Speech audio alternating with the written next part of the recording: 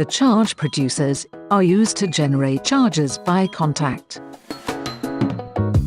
We have two producers, one with blue material and the one with white material, all attached to conductive discs.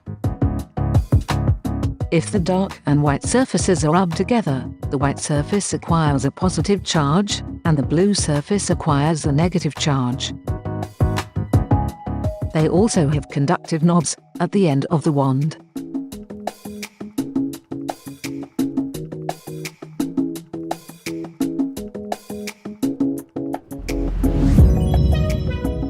Faraday ice pail works on the principle that any charge placed inside the conducting surface will induce an equal charge on the outside of the surface. This means, when a charged object is placed inside the pail, but without touching it, a charge of the same magnitude is induced on the outside of pail.